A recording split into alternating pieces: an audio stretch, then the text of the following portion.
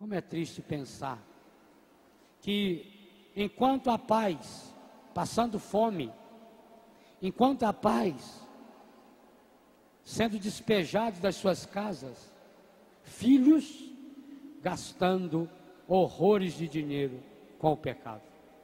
Por que não partilham? Porque essa preocupação com o acúmulo dos bens materiais e não a mesma, pelo menos, a mesma preocupação com o acúmulo dos bens espirituais. Aliás, no Evangelho, em Lucas, quando Jesus pergunta para quem você vai deixar o seu melhor, não pense que ele está falando isso só no sentido de dinheiro, não. Se você tem dinheiro, se você tem herança quando morrer, a lei já determina como.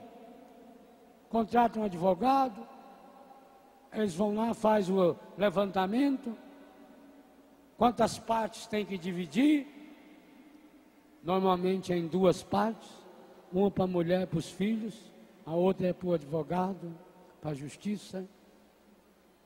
A lei está determinando, tanto vai para o fulano, tanto para o ciclano. Isso é fácil. Pode dar uma briguinha, porque eu que queria ganhar a bicicleta que era do meu pai. Eu queria o relógio. Esse relógio a minha avó falou que um dia ia ser meu, e agora estão dando para o outro. Pode dar umas briguinhas assim. Mas não é difícil dividir os bens materiais. E os bens espirituais? Há uma música no CD do Paulo César, lá de Betânia, que a Celina Borges fez. Ela pergunta: para quem que vai ficar o seu sorriso? Gente, talvez a pessoa que menos ganhe um sorriso seu seja as pessoas da sua família. Para quem você dá o seu melhor? Por que as pessoas reclamam da gente? Quando está lá na rua, quando está na televisão, é uma pessoa alegre. Quando chega em casa, é emburrado, fechado. Reclamação que as mulheres fazem do marido, que os maridos fazem da mulher. Lá na igreja, o padre está rezando, participa do grupo de oração, faz isso, faz aquilo. Aqui em casa é emburrado. Só dá coice. Só sabe cobrar. Não tem tempo para nada. Eu já contei aqui, não sei se para vocês, porque olhando daqui a gente não sabe quem veio e quem não veio. Alguns a gente sabe. Alguns você olha e fala, já sabe. Em casa mesmo a gente assistindo, a gente sabe. Eu já contei isso aqui nesse rincão. Quando eu entrei a primeira vez na Catedral de Nova York, eu fiquei muito impressionado. Uma bela catedral, no endereço mais importante de Nova York, na Quinta Avenida. Uma monumental catedral. Do lado esquerdo do altar, tinha a imagem de um crucifixo, maior do que aquele do antigo rincão, talvez do tamanho daquele que tinha aqui, imenso, belíssimo, de uma expressão de dor. O artista fez de fato uma experiência de Deus quando fez aquela montagem daquele crucifixo. E embaixo tinha a seguinte frase: às vezes é preciso que morra alguém para que a família se reúna. Meu irmão, essa é uma das tristes realidades. E eu digo a vocês, logo nós vamos ter aqui um acampamento de cura interior, abordando essas temáticas que aqui estamos vendo como a trilha dos mandamentos. Lá naquele acampamento, final de abril, nós vamos fazer a temática específica, cura interior dos relacionamentos familiares. Tomara, Deus, e é para isso que nós vamos fazer, que você não precise esperar a morte de um ente querido para reunir-se com a sua família. Porque quantas pessoas depois, a não ser pela força da graça, e por isso esse acampamento, não consegue superar. Tem gente que perdeu toda a alegria de viver depois que perdeu alguém. Não porque amava tanto essa pessoa, não. Quem ama sofre, sofre. Eu acho que a gente vai ficar a vida inteira, nunca vai esquecer do pai, da mãe, do irmão que a gente perdeu, nunca.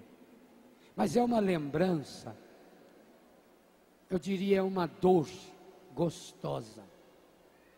Eu quando lembro do papai, por exemplo, eu nunca lembro com uma dor dolorida, uma dor angustiada. Quantas e quantas vezes eu me pego falando do papai, como que se ele estivesse aqui do meu lado. Por quê? Porque ele deixou rastro bom. Porque eu e ele nos relacionávamos muito bem. Porque ele e mamãe se relacionavam bem. Porque meus irmãos se relacionavam bem. Relacionar-se bem não significa que não tenha problema. Eu, graças a Deus, nunca tive problema nenhum com eles. Relacionar-se bem significa que alimenta o perdão. Mas na minha casa, até hoje é sagrado. Papai lá em casa reuniu os amigos dele, os senhores, para jogar truco. Domingo, uma hora dessa, você chegava lá em casa, numa área, tinha lá umas 5, 6 mesinhas, e aqueles homenzinhos, tudo de cabelo branco, igual o papai, jogando truco. Para divertimento, nunca foi permitido que pagasse 1 centavo para jogar. É para brincar. Mas era bonito. Quando dava ali para as 5 horas da tarde, você chegava na área, um por um ia se levantando. Todos eles, sem nenhuma exceção. E a gente só iria rever aqueles senhores 1 hora depois, na igreja. Estavam todos eles participando da missa. Todos, sem nenhuma exceção. Há uma íntima relação entre o relacionar-se bem com os outros e o relacionar-se bem com Deus. Olha, o mandamento não é um peso que te obriga. Como que quando você está com doença, por exemplo, e o médico diz, você não pode comer isso ou tem que comer aquilo. E você come empurrando, prestando ou não prestando. Não. O mandamento é uma luz que ilumina, que abre horizontes, que faz você enxergar soluções. Os mandamentos, luz de Deus, a lei de Deus que é luz para o meu caminho, me faz enxergar soluções para as situações difíceis, que todos nós passamos sem nenhuma exceção. Ilumina aquela situação que eu não sei a saída, e eu não sei, você não sabe. Quantas situações eu falava antes, que a gente está vivendo, e que a gente não sabe, o que eu faço, meu Deus? É uma doença sem cura, o que eu faço, meu Deus? Interessante. Você já notou que até os gestos da Eucaristia são gestos que precisam ser vivenciados na família? Eu tenho falado muito sobre a paz de Cristo na missa. Betânia tem como carisma o abraço. E o abraço na família? Há famílias aí que marido e mulher passam meses sem se abraçar. Há famílias aí que os pais e os filhos, acho que abraço apertado mesmo, nunca deram. Talvez, porque estão deixando de lado o abraço da paz. E aliás, aqui tem uma coisa importante. Eu não sei quem que inventou uma bobagem, de na hora do abraço da paz, ficar falando um monte de coisa um para o outro. Tem gente que sai do lugar, vai lá para trás e bate nas costas. Paz de Jesus, o amor de Maria. Não ofenda Maria. Maria deve ficar muito triste. Essa não é a hora de você desejar amor de Maria para ninguém. Tudo de bom para você. Jesus te ama. Ai, que bom ver você. Tudo imbecilidade. Tudo para atrapalhar o espírito da paz. Oh, meu irmão, minha irmã, por que se dá a paz de Cristo antes do Cordeiro? Pouco antes da missa, da Eucaristia? Porque é um jeito de dizer para você, eu, no que depender de mim, não tenho paz para dar para você. Você tem paz para dar para alguém? Eu não tenho. Porque eu não tenho paz, não é a minha paz. Jesus sim pôde dizer: dou-vos a minha paz eu vos dou. É essa paz que nós queremos que atinja principalmente as famílias. Então, na hora da paz, não é hora de baderna. Até as músicas deviam ser repensadas. Não é hora de ficar batendo palma. Não é hora de ficar dando tapinha nas costas. É hora de você dar um abraço apertado, sincero, fraterno, sem pressa, e dizer a paz de Jesus. Esse abraço é sacramental, é força de Deus, que nós vamos perdendo.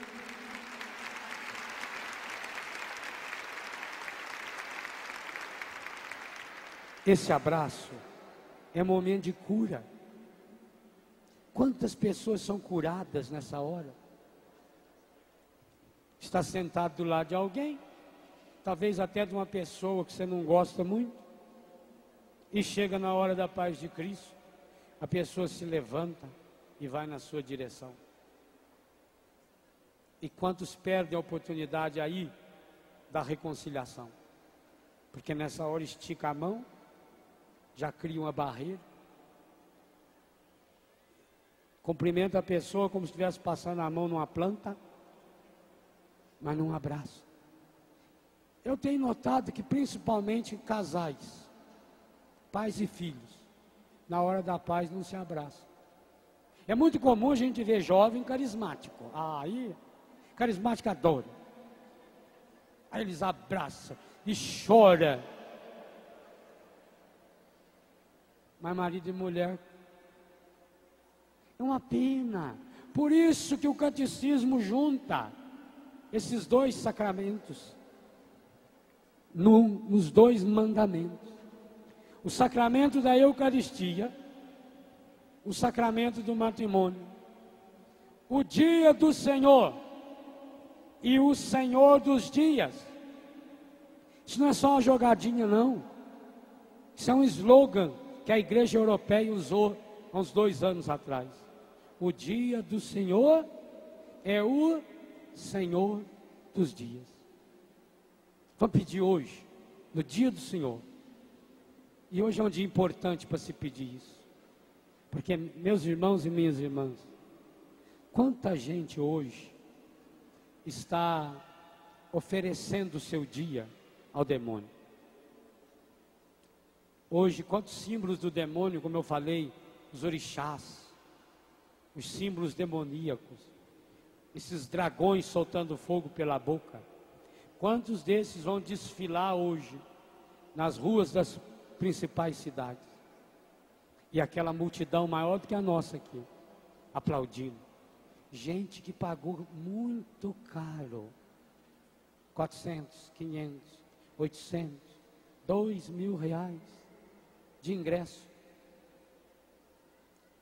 que vão oferecer, porque eles vão criando coreografia, que é para as pessoas fazerem adoração satânica. Eu, inclusive, aconselhei uma família que veio me pedir: padre, é o sonho da nossa família, é assistir um desfile da escola de samba. A gente quer levar os filhos, a empresa que eu trabalho ofereceu o ingresso. O senhor acha que a gente deve ir ou não? Eu disse: você quer saber a minha opinião honesta? Claro, então não deveria ir. Eu sei que o espetáculo é bonito, mas eles criam mecanismos, aquilo que eu falava antes, na batucada, nas coreografias, para fazer você adorar o demônio que está ali dentro. Eu sei de fontes seguras que dentro do carro alegórico há objetos que foi levado em falsas doutrinas, que cria-se uma corrente, um trabalho para olho gordo, para ganhar o carnaval, para que a outra escola estraga. Por isso que muitos desses, sempre todo ano, quebram um carro daquele. Dentro de um carro daquele tem ídolos pagãos, ídolos que simbolizam demônios, associado a isso, com a pornografia, para chamar atenção. Eles só colocam mulheres e homens lindos para chamar atenção. E num determinado momento, todo mundo levanta e baixa a cabeça e levanta o braço para lá e faz uma ola. Para quê? Para você adorar o demônio. Por isso dá tanto acidente. Por isso dá tanta desgraça nesses carnavais. O dia de hoje, infelizmente, em muitos lugares desse mundo, é um dia dedicado ao demônio.